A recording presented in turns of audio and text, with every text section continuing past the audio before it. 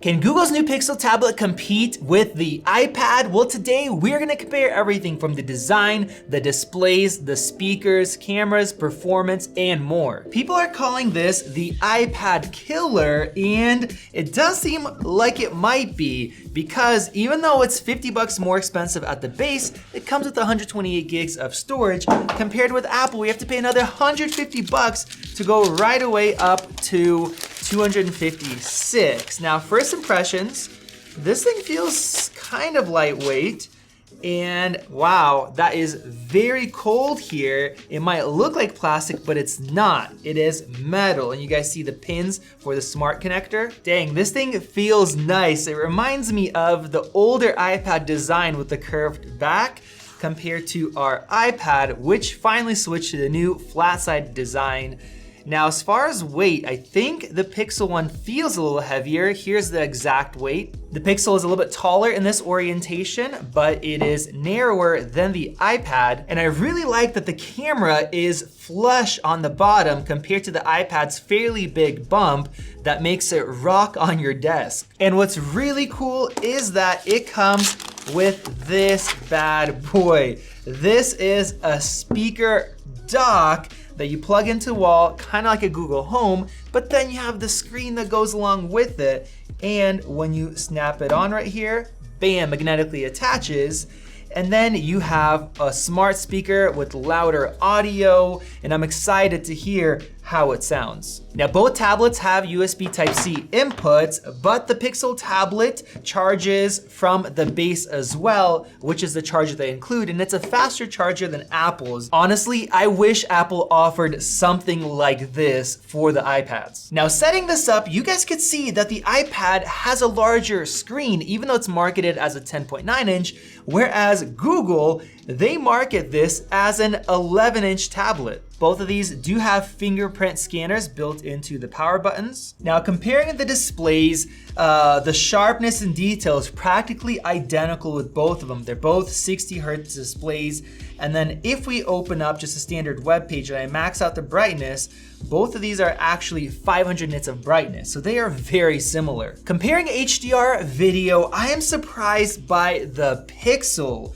The contrast looks great, detail looks really good. Sometimes it's a little oversaturated. The colors definitely look different, but it does look fantastic. And it is hard to tell which one is better, but the one thing I noticed, especially in darker areas and darker videos, is that the Pixel does have deeper blacks and it has less reflections as well, because it has a laminated display compared to a non-laminated. So on the iPad, we actually have a gap between the glass and the screen, and so it does look worse. The Pixel has a better screen. Now, both these tablets look like they have quad speakers, but the iPad actually has some fake grills. It has a dual speaker setup compared to quad, and of course the Pixel comes with that stand. So let's go ahead and do a speaker comparison.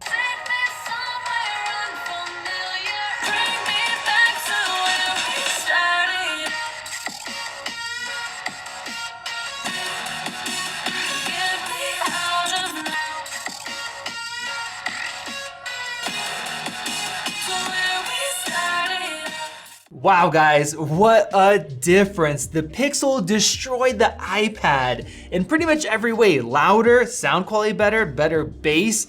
Having those extra two speakers in those ports actually helps. But the crazy thing is that it also comes with this docking station. So now let's go ahead and see what difference that makes.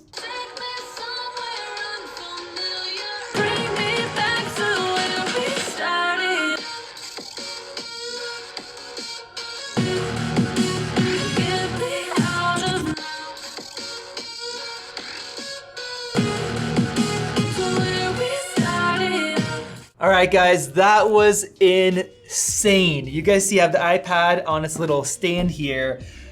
This sounds so dang good. It almost sounds like it's better than Apple's $100 HomePod Mini. So I went ahead and I grabbed it. Let's listen. The Pixel here.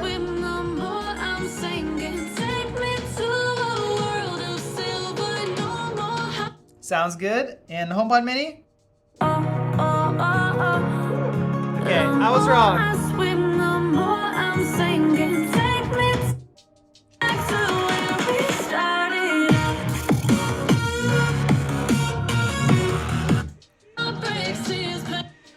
Let's hear this one.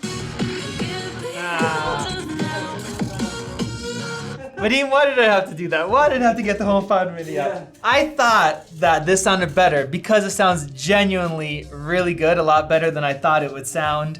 So I guess you can get yourself an iPad and you can AirPlay to your HomePod Mini, another $100, but the convenience of having this set up, you just can watch movies on it, plug it in, auto connects quicker. I still think it is killer and Apple needs to do this. Now getting into the cameras, I'm starting out with the front facing camera and this is the pixels in video recording.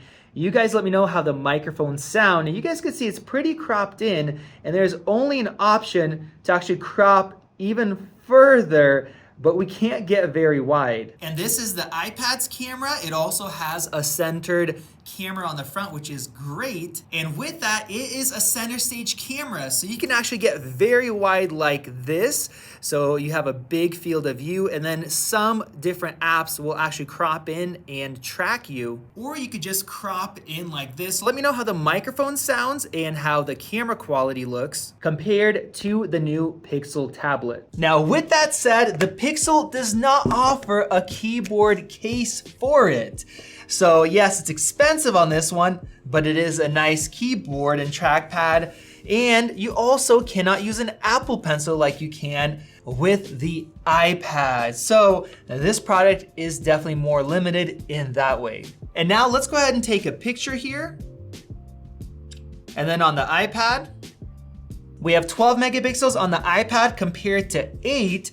And here, I think that the Pixel's photo actually looks better because it doesn't have that heavy crop. Comparing the rear cameras, the Pixel's is actually quite a bit wider here, but in terms of quality, the iPad's does look a little better, but it's not as big of a difference as I expected. Getting into performance, our iPad has 4 gigs of RAM compared to 8, and trying to run Geekbench on here, Google literally won't let us do it. Now here we have the A14 chip compared to the Tensor G2, just like the Pixel has in their 7 Pro and their 7a. Now thankfully we have the scores from those phones, and as far as single core, the iPad is 50% more powerful. And in multi-core, the iPad is 55% more powerful. Now in terms of graphics performance, we have the numbers from the iPad here, 12.2 FPS compared to 9.9.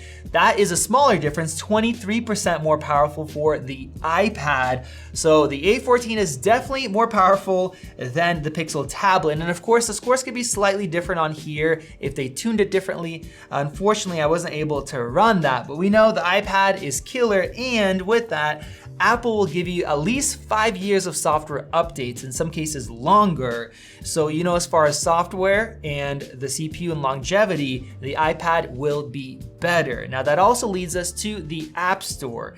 The Apple App Store is way better in terms of what's available and what's optimized compared to Android tablets. So that is definitely a win for the iPad. And to answer the original question, does the Pixel tablet beat out with the iPad, or can it compete? Well, in terms of value out of the box, I mean, you get more storage, you don't have to spend $150 more, you get that stand, the screen is better, the built-in speakers are quite a bit better. So if you're using it as a media device, web browsing, maybe simple apps that are available, I would say yes, it's better. But if you want to get a keyboard for it, if you want to get the Apple Pencil, if you want it to be a computer replacement, and with that, I still think that a lot of people are going to choose the iPad for the ecosystem. But you guys let me know your thoughts down below. We have links if you want to get the best deal and get a discounted iPad. Click that circle above to subscribe. Check out one of those videos, and we'll see you in the next one.